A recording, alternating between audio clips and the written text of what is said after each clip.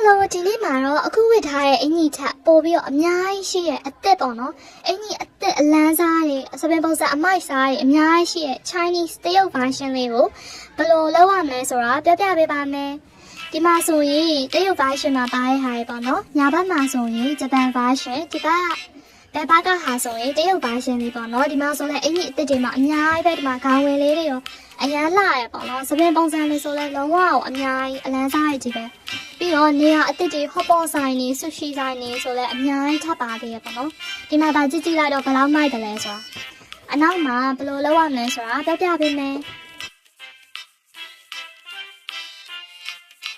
Wow!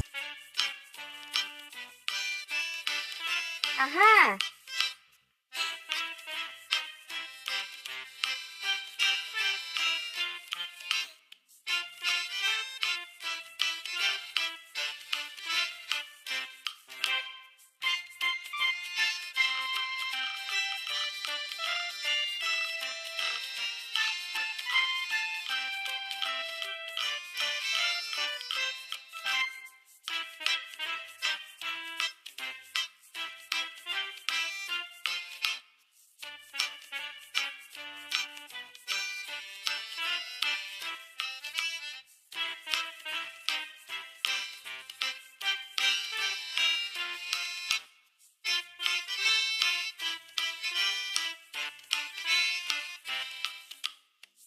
ဘယ်လိုလုပ်ရလဲဆိုတာသိချင်နေကြပြီမလားတုံးနည်းလေးပြောပြမယ်နော်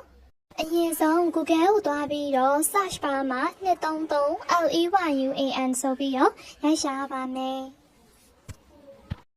ပြီးရင်တော့ဒီပထမဆုံးပေါ်လာတဲ့ဟာလေးတစ်ခုကိုနှိပ်လိုက်ရပါမယ်ဒီဟာလေးပါနော်တရုပ်စာရင်းနဲ့ဟာလေးပြီးရင်တော့ဒီအဖြူစာတန်းလေးနဲ့ download ဆိုတဲ့နေရာလေးကိုနှိပ်လိုက်ပါအဲ့ဆိုရင်အဲ့ဒါလေးကိုနှိပ်ပြီးပြီဆိုရင် download ဆိုတဲ့ဟာကိုနှိပ်မယ်နော်ကျမကတော့ download ပေးတာဆိုတော့အထက် download လာမေးပါတယ်ပြီးရင်ဒီမှာ download နေပါပြီအဲ့ဆိုရပါပြီဆိုရင်ဒီ download ထားတဲ့ file လေးကိုနှိပ်လိုက်နှိပ်ပြီး install သွင်းမလားဆိုတဲ့နေရာလေးကိုနှိပ်လိုက်ပါ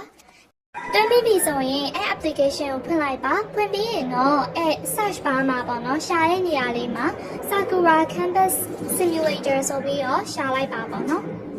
ရှာပြီးသွားရင်အပေါ်ဆုံးမှာထွက်လာပါမယ်အဲ့ဆိုရင်အဲ့ဒါလေးကို download လိုက်ရင် Chinese version လေးရပါပြီဒီအောက်ကလိမ္မော်စာရန်လေးကိုနှိပ်လိုက်အောင်မယ်နော်အဲ့ download ပါပြီးရင်အဲ့ download ရလေးကိုနှိပ်လိုက်အောင်ပါပဲ